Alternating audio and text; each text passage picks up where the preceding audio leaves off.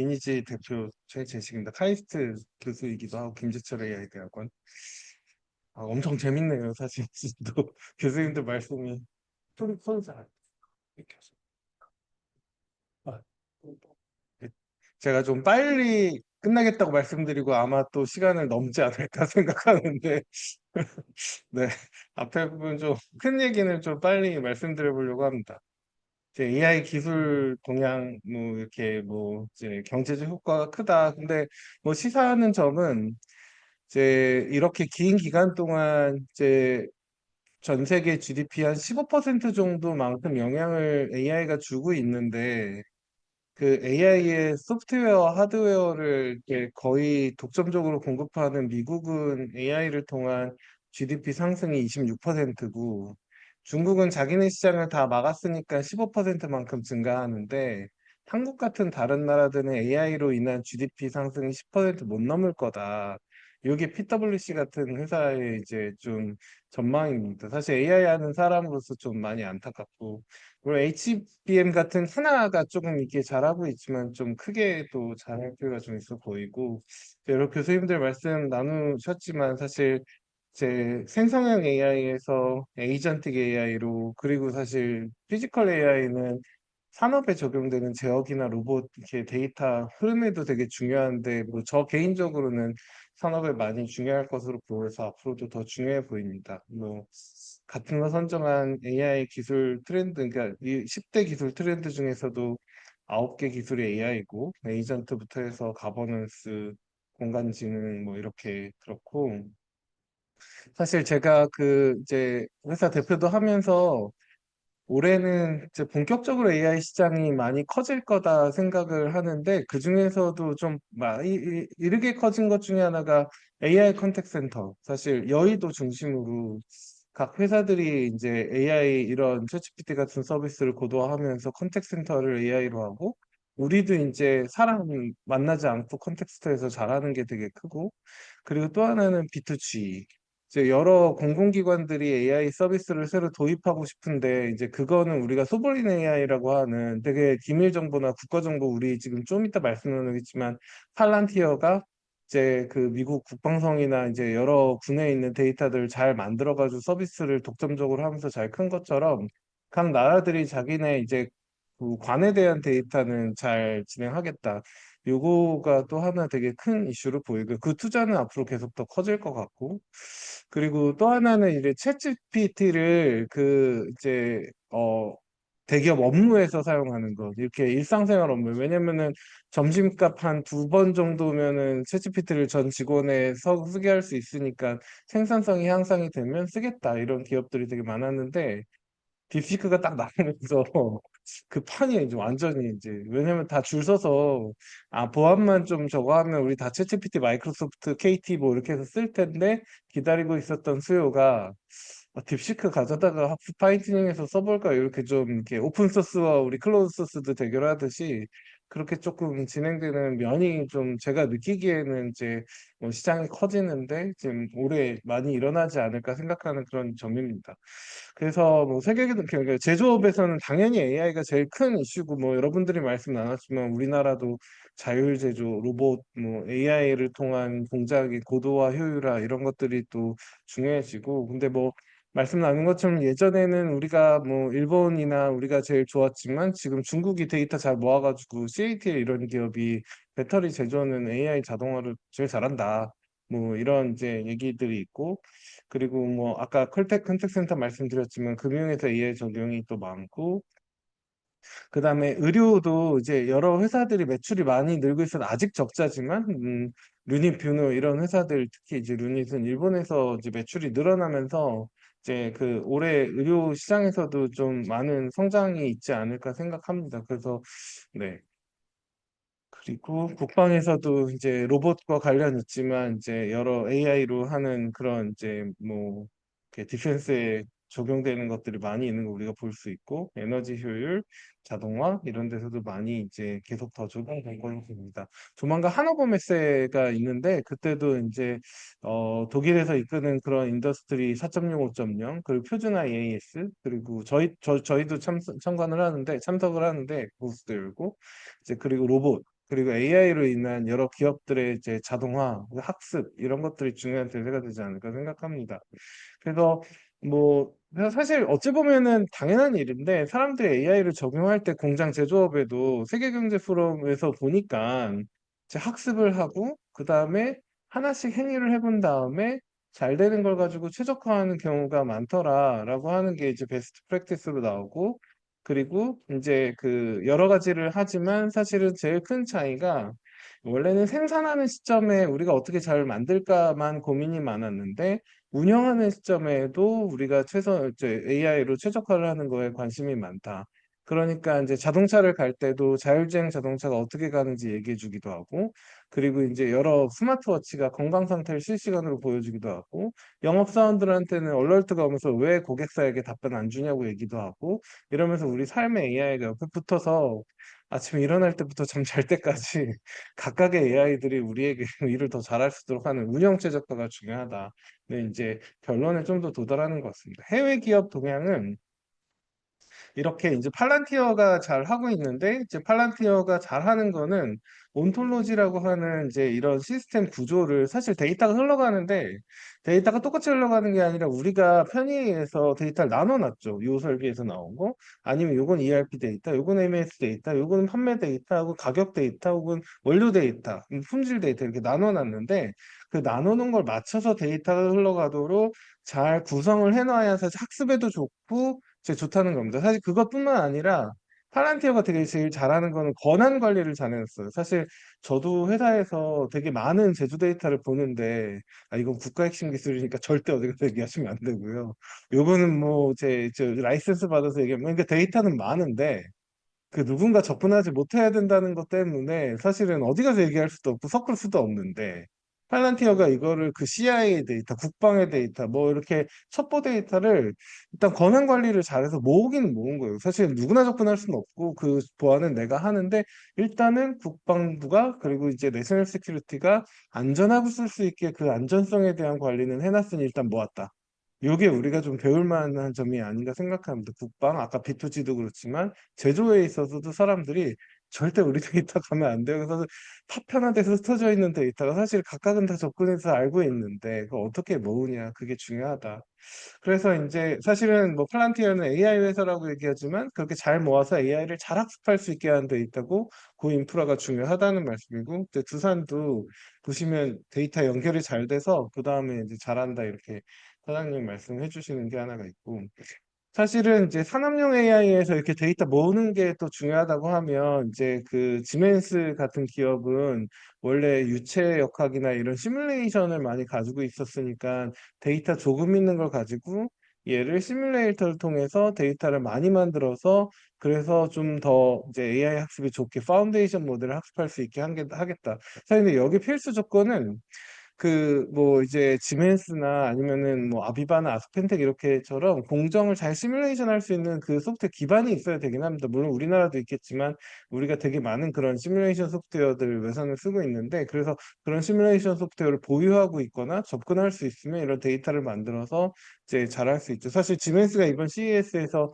비행기를 처음부터 끝까지 다 만들어가지고 뭐 시뮬레이션 한 다음에 날려보고 나서 실제로 만들 거예요. 이런 이제 비전을 보인 것처럼 그것도 중요하고 그리고 이제 우리가 소프트 디파인드 네트워크, 소프트 디파인드 자동차 뭐 이렇게 얘기 많이 하는데 제어기 입장에서 그러니까 로봇보다 조금 더 이제 그 뭐 공장에서 제어를 한다고 하면 더 밑에 들어가는 컨트롤러 제어기가 있는데 제어기 회사들이 소프트웨어 회사들을 이제 인수합병하는 게 굉장히 활발합니다. 그래서 소프트웨어 디파인드 제어기라고 할 만큼 에머슨이 아스펜텍을 한 20조 정도에 사고 그리고 또 이제 아비바도 이제 그 슈나이더 일렉트릭이 한 20조 정도 비슷하게 그러니까 그 회사들이 뭐 마켓캡이 한 100조 정도 되거든요. 그러니까 이제 20조 정도만큼은 외부에 있는 잘하는 소프트웨어 회사들이 가져와서 이제 소프트 기능이 더 커지고 똑똑해지고 AI도 강조되고 하는 걸 볼 수가 있고 뭐 중국에서도 이렇게 이제 그런 걸 잘 한다는 말씀이고 그리고 소프트웨어 시장은 계속 커지는데 우리도 더 커져야 된다. 뭐 이런 말씀이고 이제 제가 회사에서 하는 내용을 조금 간략하게 소개를 드리면 이제 저희는 이제 자율주행 자동차의 공장 버전이라고 말씀드리면 제일 가깝고 이제 공장에서 데이터가 있어서 사람들이 경험으로 노하우로 운전하던 걸 AI가 조금씩 배워서 어찌 보면 오프라인 강화 학습 같고 어찌 보면 예측이고 이런 것들을 가지고 조금씩 공장을 자동으로 운영하는 겁니다. 그래서 처음부터 100% 운전하는 건 아니고 10%, 30%, 50%. 그래서 많을 때는 95%, 이제 낮을 때는 50%에서 계속 올려가는 거고 그때 인과관계 학습이 중요하기 때문에 설명 가능 인공지능이 이제 필수적으로 필요합니다. 학습을 했는데 정말 얘가 공정의 서상에 맞는 것처럼 제대로 됐느냐 안 됐느냐 이거 확인을 해야 돼가지고 그래서 그 디버깅 과정에서 이제 설명 가능 인공지능 디버깅 중 운영 과정에서 많이 들어가고 그래서 생산성도 높아지고 에너지 비용 절감하고 유연하게 운영이 가능합니다. 그래서 이제 기능은 크게 세 가지로 이제 예측하고 그다음에 최적화하는 거, 그다음에 두 번째는 설명하는 거, 그 다음에는 이제 원단가에 맞춰서 이익을 최대화하는 거 이런 게 있고 거기에 들어가는 이제 그 기술들은 이제 5가지가 있습니다. 하나만 빠져도 사실 안 되긴 하는데 데이터 들어오면 막 그 공장 데이터는 좀 가동이 중단됐거나 고장났거나 하면은 좀 지저분한 데이터가 많아서 전처리 자동화하는 거 그리고 그다음에 인과관계를 잘 추출하는 거 그다음에 예측해보고 최적화해보고 설명하는 거 이런 것들이 이제 중요하고 저희가 레퍼런스가 많이 있는데 그 철강, 시멘트, 석유화학 이렇게 레퍼런스를 많이 하고 있습니다.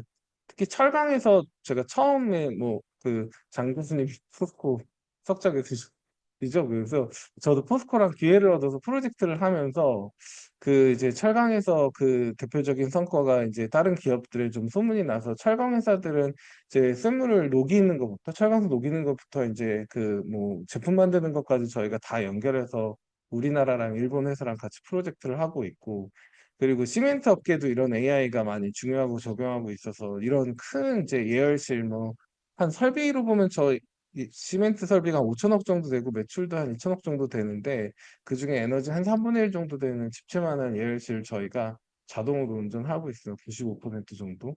이게 지금 벌써 시멘트 예열실을 한 4개 정도 일본에서 하나 포함해서 지금 설치돼서 운전을 하고 이제 진행하고 있고요. 그 사실 제가 안전성 말씀을 드렸는데 사실 우리가 이제 공장에서 혹은 현장에서 AI를 할 때 지금 막 새로 내온 AI는 안정성이 떨어지고 막 헐루시네이션 얘기하는데 그런 헐루시네이션 한 번이라도 그 운영자분들한테 보이면 엄청 혼납니다. 아, 그 어떻게 고칠 거예요? 왜 그런 거예요? 근본적으로 계속 나오나요? 뭐 이런 식으로. 그래서 사실 왜냐면 이 집중하는 거를 내가 밥 먹고 맨날 해야 되는데 AI가 와서 잘할 땐 좋은데 막 틀려서 이상하게 터지면 안 되잖아요.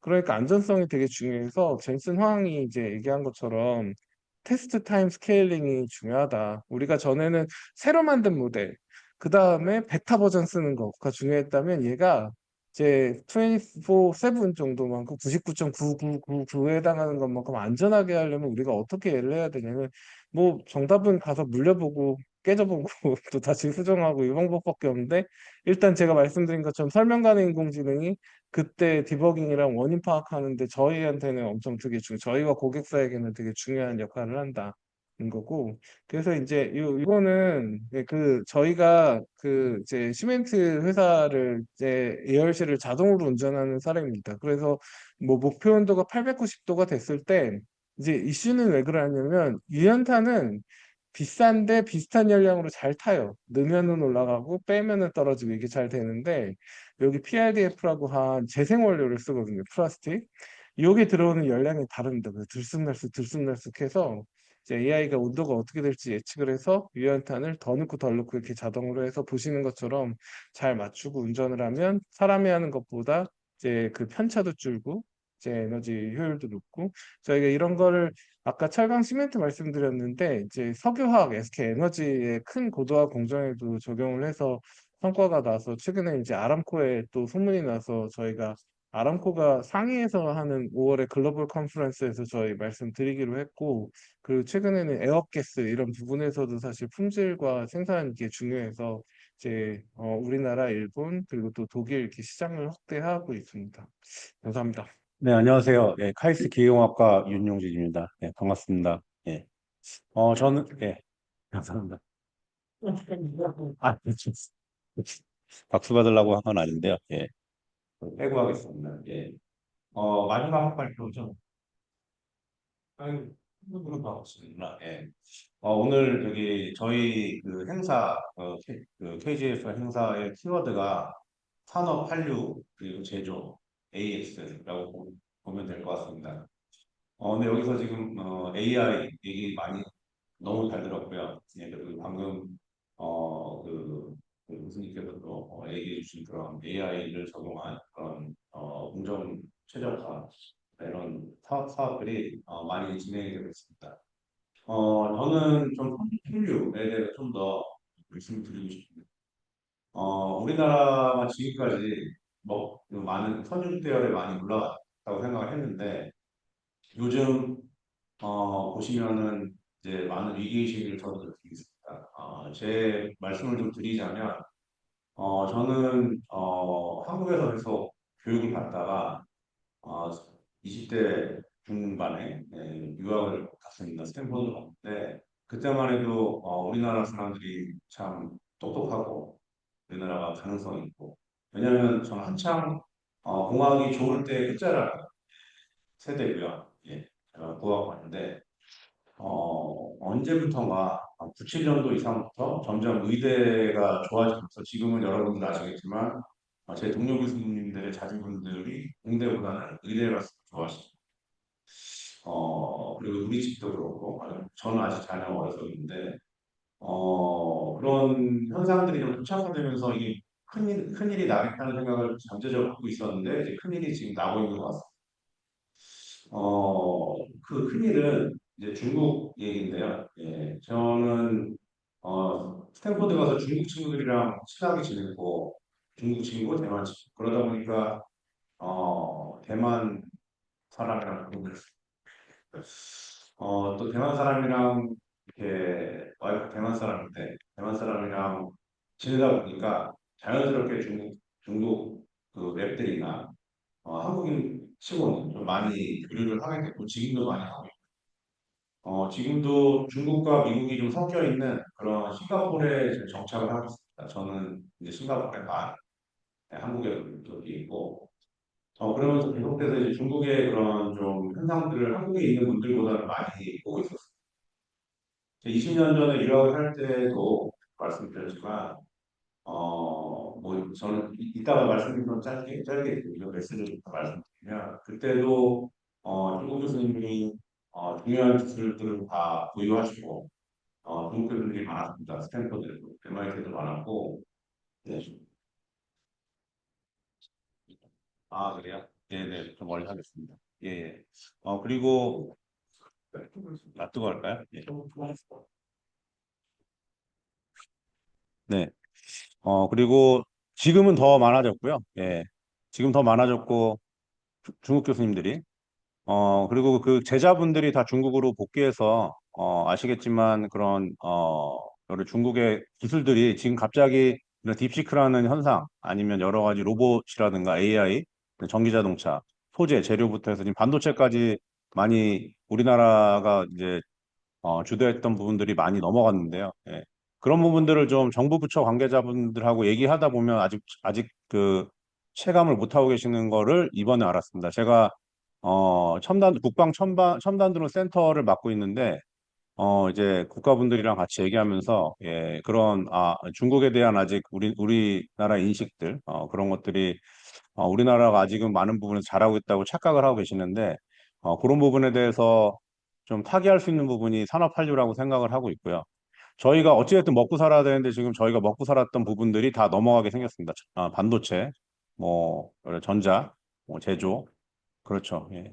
그리고 앞으로 먹고 살아야 될 AI라든가 반도체 이런 부분들도 어, 미국에 있는 미국보다도 중국에 참 견제를 많이 받을 것 같습니다. 그래서 저는 간단하게 좀 생각을 드리면 우리가 지금 우리 경제 성장을 한 거에 다음에 먹거리를 꼭 찾아야 되는데 우리나라가 누가 뭐래도 제조 강국이었습니다. 예. 뭐 탑은 아닐지라도 제조 강국이었는데 그런 뿌리 산업 제조라든가 이런 노하우들이 잘 연결이 돼서 이제 그분들이 이제 은퇴를 하고 그분들이 제 나이보다 좀 나이가 많으실 텐데 그때는 공학도들이 많이 인정받던 사회였습니다. 예. 근데 제 나이가 거의 마지막이고 지금은 공학도들이 인정을 받는지 모르겠습니다. 예. 대부분의 이과 학생들은 다 의대로 가려고 하고 있고 공대 학생들도 자괴감에 많이 시달리고 있고 그다음에 요즘 젊은 세대들은 우리 전 세대 분들이나처럼 이렇게 희생을 하면서 일을 하지 않습니다.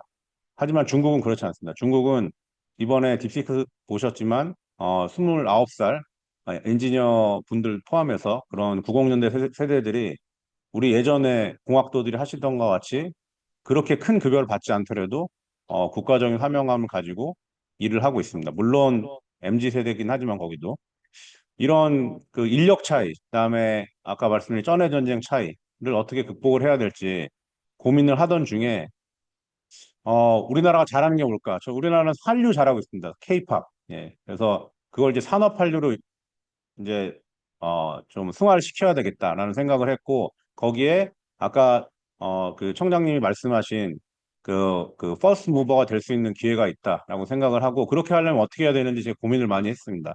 학과장님과도 말씀 많이 나누고 했는데 저는 싱가포르에 방학 되면 쭉 가 있고 싱가포르 초민 교수로 가 있습니다. 난양공대에 있는데 난양공과대학교는 제가 봤을 때 인프라를 봤을 때는 우리 카이스트가 뒤지지 않습니다. 근데 랭킹도 높고 거기서 나오는 회사들도 훌륭한 회사들이 많이 나오고 왜 그럴까 고민을 해봤는데 싱가포르는 이 종합대학이 두 개가 있습니다. 난양공과대학교와 그 싱가포르 국립대가 있는데 집중적인 투자를 합니다. 오늘 말씀드리는데 그래서 오늘 좀 제가 보여드릴 사례가 근데 난양공과대학도 그렇고 싱가포르 국립대도 그렇고 로봇을 하시는 분들이 많습니다. 하지만 로봇을 안 하시고 거기서는 뭐를 선택했냐? 제조를 선택했습니다. 그래서 싱가포르의 난양공과대학교에 세계에서 가장 큰 규모로 디지털 매니팩처링 센터를 만들었고 10년 전에 2천억 규모로 만들었습니다. 처음에 국가에서. 네네. 그거 이제 다 말씀드리고 하겠습니다. 네. 그 부분 말씀드리는데, 그래서 제가 오늘 제안 드리는 거는 오늘 국가 그 정책 관련 분들 오셔서 그러는데, 이렇게 저희가 지금, 연구 자금이라든가 지원 자금이 분산되는 경향이 있는 것 같습니다. 예.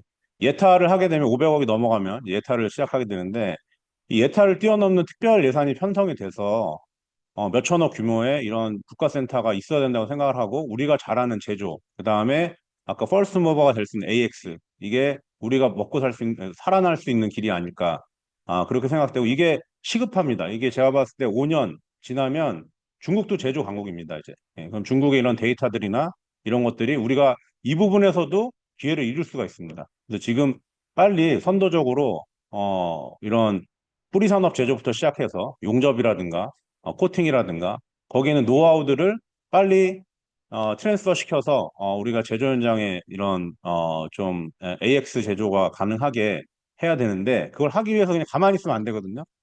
그래서 제가 본 거는 싱가포르 사례고요.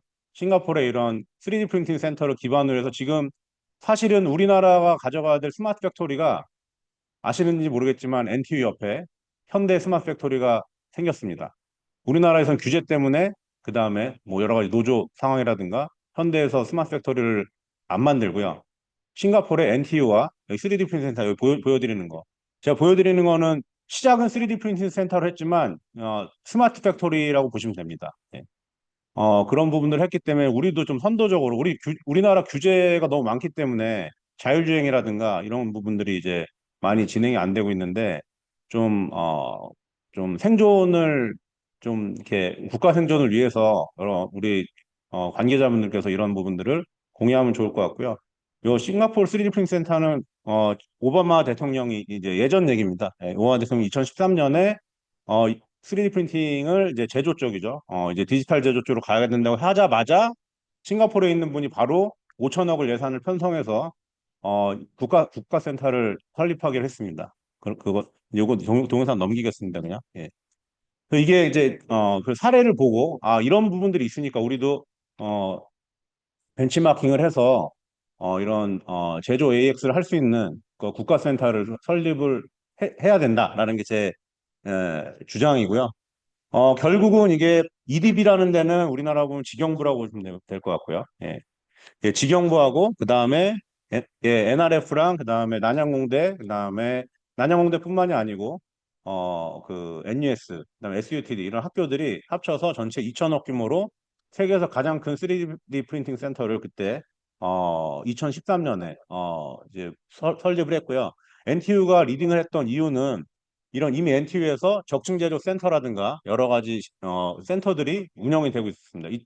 이 센터들의 규모는 크진 않습니다. 예, 한 50억 정도에서 한 100억 정도 되는 규모들인데 이런 시드 센터들을 기반으로 해가지고 2천억 규모의 그 10년 전이니까 2천억, 지금은 한 3천억 넘겠죠. 예, 그 정도 규모를 투자를 해서 이런 센터를 만들었습니다. 이 센터를 만들 때 주축들인데요. 보시면 우리나라로 치면 이제 NRF, 우리도 NRF가 있죠. 국가연구재단이 있고, 그 다음에 EDB라고 직영부가 있고요. 그 다음에 스프링 싱가포르는 우리나라로 치면 중기청입니다. 중기부가 있고, 그 다음에 이제 A스타는 우리나라 치면 과기부고요. 예, 과기부가 있고, 그 다음에 MOE 교육부가 있고, 이런 정부기관들이 각자 출자해서 진행을 했고요. 그다음에 NTU가 이제 어느 정도 인프라하고 자금을 대고, 그다음에 인더스트리 파트너가 2천억 중에 600억을 댔습니다. 결국은 싱가포르이 여러 전 세계에 있는 그 디지털 매니팩처링 센터 중에 규모나 연구 성과로 봤을 때 1위를 하고 있고요. 보시면은 다른 국가들이랑 미국과 유럽 국가랑 비교했을 때도 오더가 참여 교수님들이 다른 데는 이제 뭐 10분, 15분인데 이제 4, 50분, 지금은 60분 이상 참여를 하고 계시고 연구원들도 150명 이상 확보를 하고 있습니다. 네, 저는 이런 좀 사례를 봐서 우리도 이런 AX 제조 센터를 만들어야 좀 이런 공학도들의 모티베이션이 생기고, 결국은 자본주의에서 공학도들이 제 의사분들한테 뭐라고 하는 건 아니지만 우리나라가 공학도들이 아무리 힘들고 열심히 해도 의사분들보다 못 살기 때문에 우리 학생들이 가는 건 어쩔 수 없습니다.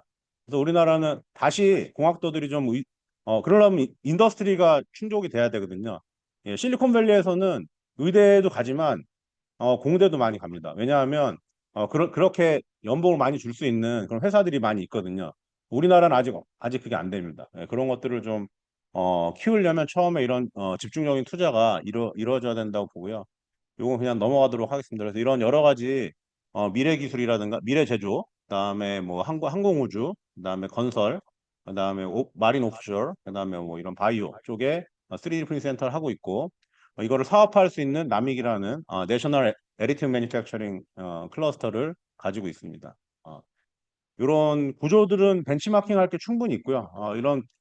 특히 제가 그 3D 프린팅 센터를 갖고 온 이유는 이게 그 AX 제조 산업 한류의 근간이 되기 때문입니다. 지금 디지털 매니팩처링 3D 프린팅이라는 이런 새로운 디지털 매니팩처링이 우리나라도 15년 전에 국가적으로 밀었다가 지금 정지됐습니다.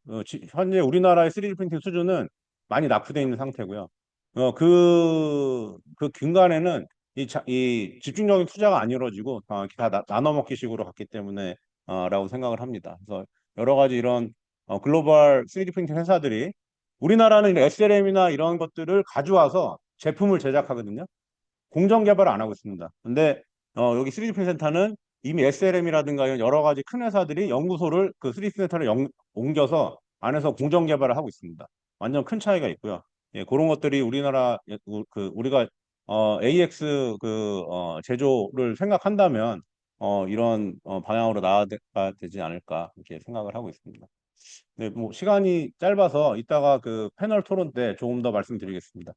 그래서 제 메시지는 그 카이스트도 그렇고 서울대도 그렇고 그런 아까 NTU가 3D 프린팅 센터들 50억 아니면 100억 규모의 센터들이 있고, 그걸 기반으로 이런 국가센터를 마련해서 지금 설립할 때 2천억이지만 지금 5천억 규모로 운영이 되고 있고요. 그런 가능성 우리나라도 있다. 의견을 모으고 뜻을 모으면 좀 가능할 수 있지 않을까 하고 생각을 하고 있습니다. 네. 뭐 일부분들은 나중에 시간이 되면은 예, 제가 그래서 요게 마지막인데 이렇게 좀 같이 진행을 하면 가능하지 않을까 합니다. 예, 감사합니다. 저는 어떻게 보면 제조 전문가라고 생각하는데요. 우리나라가 이제 앞으로 오늘 배운 것도 많고 이런 첨단 기술을 많이 활용해서 제조 강국으로 가야 되는데, 우리나라가 공식적으로 약 한 25% 정도가 제조업입니다. 우리나라 다음으로 이제 유명한 독일 같은 데가 한 20% 정도. 지금은 우리나라가 어디다 내놔도 제조 강국으로서 앞으로도 이제 계속 제조 경쟁력을 키워야만이 차별화된다 이렇게 생각하고 있습니다. 그래서 오늘은 삼성전자가 이 전체 제조 강국으로 가기 위한 중소기업을 정부랑 해서 어떻게 부스트업하고 케어하고 있는지 이런 차원에서 말씀을 좀 드리겠습니다. 삼성전자 스마트 공장 성과와 혁신 사례 이렇게 말씀드리겠습니다. 요거는 중소벤처기업부와 중소기업 중앙회 삼성전자 컨소시엄으로 해서 이렇게 운영을 하고 있습니다. 발표 순서는 삼성전자 스마트 팩토리 지원 사업에 대해서 이렇게 설명을 좀 드리고 제가 느낀 거 1, 2, 3, 4 이렇게 말씀 좀 드리도록 하겠습니다. 삼성 스마트 공장 지원 사업은 어떻게 보면 이 삼성과 거래와 관계없이 모든 기업을 이렇게 지원해 줍니다. 예산 규모는 삼성과 중소기업 그다음에 자부담 예산 1,000억 정도로 3년간 이렇게 지원하고 있고 여기서 특장점은 삼성전자의 그 전문 멘토단이 180명 정도가 별도의 사업부에서 운영이 되고 있습니다. 그래서 어떻게 보면 전체 제조 협력사, 제조업을 이렇게 그 육성하기 위해서 엄청난 많은 그 자원을 투입하고 있다 이렇게 보시면 되겠습니다. 그래서 삼성전자의 그 차별점은 인력도 있지만은 제조 역량 부분하고 경쟁력 향상 이런 두 가지 꼭지로 가지고 있습니다. 제조 역량은 다 아시다시피 현장 혁신이나 기술 지원 이런 꼭지가 되겠고요.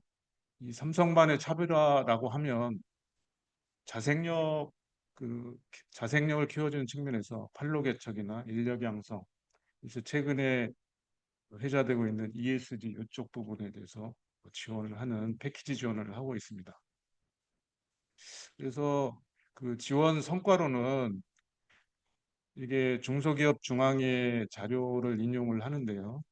만족도가 90% 이상을 나오고 있고 경영 성과도 제조 경쟁력이라 하면 생산성이나 불량률, 납기 준수 뭐 이런 부분인데 이런 부분이 대폭 개선이 된 거로 있고 이 스마트 공장을 구축함으로써 스마트 공장을 구축하지 않은 기업 대비 매출 성장이나 R&D 투자, 고용 성장이 획기적으로 좀 나아졌다 이런 데이터를 보이고 있습니다.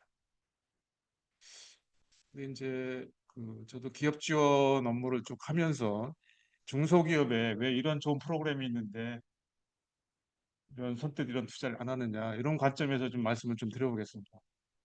이번에 좋은 내용을 많이 말씀하셨는데 이런 데를 이해를 좀 하면 기업 설득하고 왜 안 될까 그다음에 어떻게 하면 이런 좋은 기술이 접목을 시킬 수 있을까 이렇게 생각을 좀 하실 수 있는 기회가 되지 않을까 싶습니다.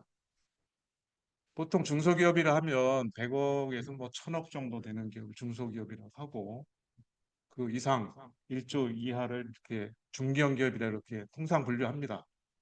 이렇게 보면 이제 100억에서 300억까지 크는 과정이 시간도 많이 걸리고 기업이 어느 정도 자체 역량을 보유하기 위해서 시간도 많이 걸리고 이때 CEO들이 중심이 돼서 엄청난 노력을 하고 잠도 안 자고 뭐 벤처 스타트업 정도의 CEO 중심의 오퍼레이션이 이루어집니다. 근데 이제 이렇게 하다 보니까 CEO 중심으로 하다 보니까 100억 정도면 인력이 뭐 한 50명 이하인데 엑셀이나 뭐 이런 전산화 IT와 이런 거에 대해서 여력이 없고 할 생각이 없습니다.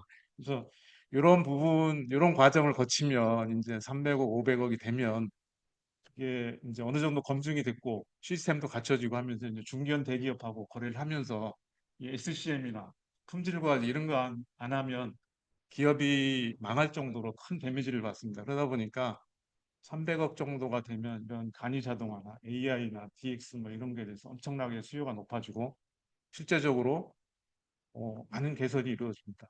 이런 걸 참조하시면 좋을 것 같고요.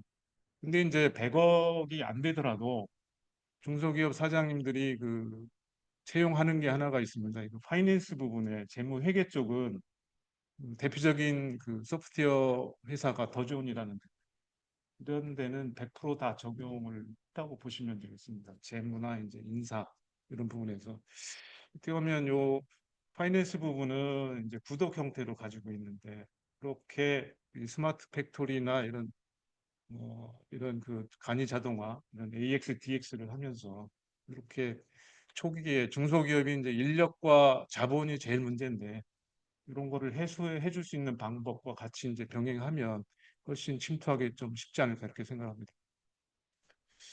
그래서 이게 왜 지원을 안 하느냐 이렇게 CEO들의 생각을 이렇게 좀 보면 이게 스마트 공장, 스마트 팩토리에 대한 관점의 문제가 아닌가 생각을 합니다.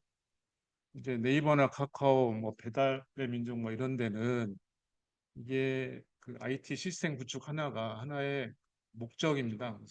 서비스화된 프로덕이라고 볼 수 있는데 이거를 얼마나 잘 만드느냐에 따라서 고객이 많이 들어오고 생산성도 높이고 돈도 많이 벌 수 있느냐 뭐 이런 거인 반면에 이 제조 쪽의 IT 인프라 뭐 이런 거는 그냥 비용으로 인식하는 경향이 많습니다. 왜냐하면 이거를 한다고 해서 생산성이 획기적으로 개선된다거나 좋아진다거나 이런 것보다는 그에 수반되는 인력이나 비용이 초기 비용이 왕창 들어가기 때문에 이런 거를 조금 뭐 주저한다 이렇게 보시면 될 것 같습니다.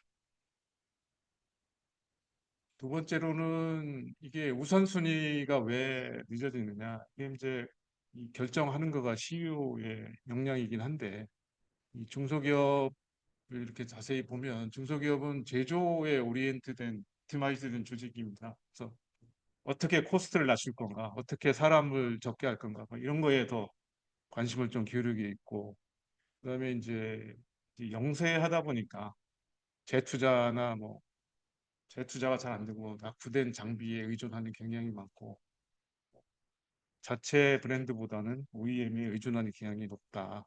되게 뭐 오른쪽에 이제 기업의 경쟁력 관점을 이렇게 보면 기업이라는 게 이제 제조 역량 플러스 그 연구개발입니다. 이제 뿌리 산업 같은 경우 특히 저게 좀 심한데요. 일본에 있는 낙후된 장비나 제조 제품 기술력을 가지고 이제 승부하는 경우가 많고 돈이 많으면 이제 첨단 장비나 제조 혁신을 좀 하려고 하고 그 다음 단계가 이제 연구 개발이다. 그래서 중소기업을 이제 정의를 하면 내부 역량과 외부 역량을 잘 이제 구별해서 투자를 할 텐데 그 외부 소싱 기능을 우리가 조금 많이 저렴하게 서비스를 제공을 해줄 수 있다면 우리나라에도 그 제조 그 역량을 좀 도움을 줄 수 있는 AX, DX 이런 그 사업이 될 수 있다 이렇게 생각을 합니다. 그래서 이제 이런 부족한 제조 리소스를 어떻게 그할 거냐 그거에 대한 지원을 좀 드린다면 아까 그 전 중소기업 청장님이 계셨습니다만 그 중소벤처기업부에서 제시한 게 이 칸프 모델입니다.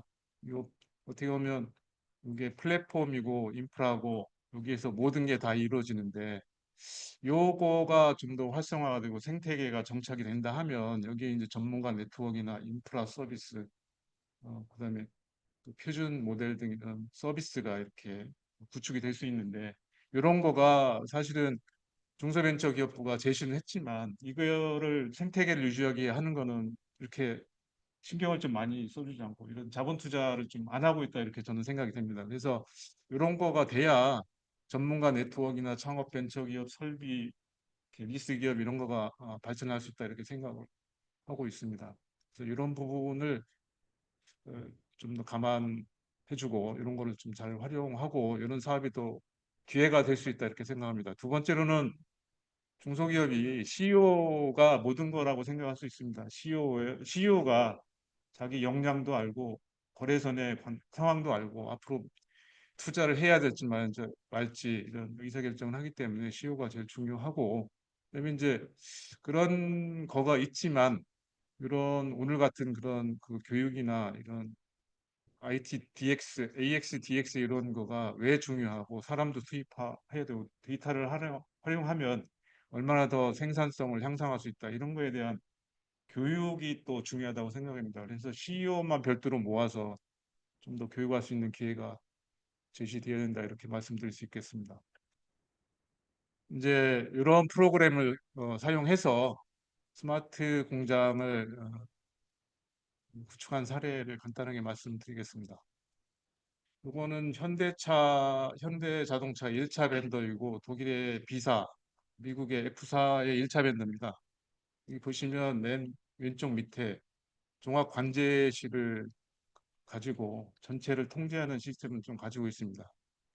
그래서 이게 전체 CPS 환경이 구축이 돼 있고 이제 중소벤처기업의 시범 스마트 팩토리 공장이고 뭐 이런 형태 이런 회사인데 매출액은 한 3,500 정도 되고 직원은 한 400명 정도 되는 중견기업인데 이렇게 변화하고 있다. 이렇게 보시면 되죠. 두 번째는 이제 공급 기업입니다. 이게 서울에 있는 회사인데 이게 사스 플랫폼, 클라우드 서비스 기반의 플랫폼을 활용해서 중소기업에서 원격으로 지원해주고 소프트웨어 개발해주고 하드웨어도 개발해서 적용시켜주는 그런 회사입니다. 매출액은 한 150억 정도 되고 직원은 한 50명 정도 되는 조그만 회사인데요. 그래서 보면 자체 그 사스 서비스를 서비스를 운영을 하고 있고요. 클라이언트가 한 25개 정도 되고 여기에 이제 산업별로 5개 카테고리를 나눠서 전문 그룹을 형성을 시켜서 현장 서비스도 하고 원격 멘토도 하고 이런 전용 플랫폼도 개발하고 이런 업을 하고 있습니다. 이게 서울에 있어서 이런 회사는 만나보면 새로운 사업 기회도 좀 되지 않을까 이렇게 생각합니다. 이게 아까 그 회사인데요. 그 회사가 이제 현대자동차의 1차 벤더이기도 하지만 이 회사 자체적으로 서버를 가지고 그 참여 기업 1차 벤더인데 이 회사의 1차 벤더들을 직접 같은 서버를 활용해서 사용하게 하고 그 밑에 2차, 3차 벤더는 이제 수작업으로 키인할 수 있게 해서 전체적으로 통합적으로 물류 흐름을 볼 수 있게 구축해서 사용하고 있습니다. 이 기업이 한 3,500 정도의 매출밖에 안 되지만 시스템을 갖추고 전체 운영을 하고 있다 이렇게 보시면 되겠습니다. 다음은 이게 제약회사이고 하나는 자동차 회사인데 이런 그 메타버스 그 팩토리를 구현한 사례입니다. 이게 이제 화학 공장이나 제약 공장이기 때문에 GMP 시설이 있어서 사람이 들어가면 안 되지만 안 되기 때문에 원격으로 현장에 있는 것처럼 기계 조작도 하고 진행 상태 모니터링하는 그런 시스템을 구축해서 활용을 하고 있습니다. 마지막으로 AI인데요. 그것도 지금 기존에 있는 요 노란색하고 진노란색 쪽이 기존에 있는 그 설비고요. 여기에 그 흰색으로 되어 있는 센서류하고 AI를 기능을 추가해서 공정을 자체 판단하고 그 다음 공정을 연결하고 물류까지 같이 연결하는 무인화 시스템을 추진하고 있습니다. 이건 이제 정부 과제로 해서 이렇게 같이 대학하고 하고 있는데 이렇게 이제 진행이 되고 있습니다. 결론적으로는 이제 중소기업이나 전체 제조 중소 중견기업들이 이런 거에 대해서 이제 따라가고 있는데 지금 오늘 좋은 걸 많이 배웠습니다. 거리가 되게 멀고 그다음에 이제 부분적으로는 하려고 하는 의지가 많다.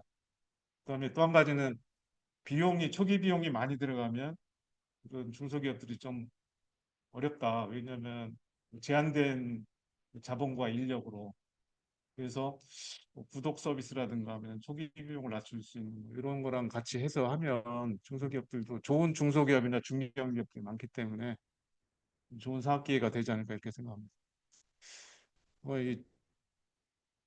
이 중소기업이라는 게 힘이 없어서 분업화하고 이렇게 뭉쳐서 이렇게 협업 안 하면 생존하기 힘듭니다. 그래서 이렇게 이런 상태 구축하기 위해서 좋은 기술들이 많이 활용했으면 좋겠습니다. 이상입니다.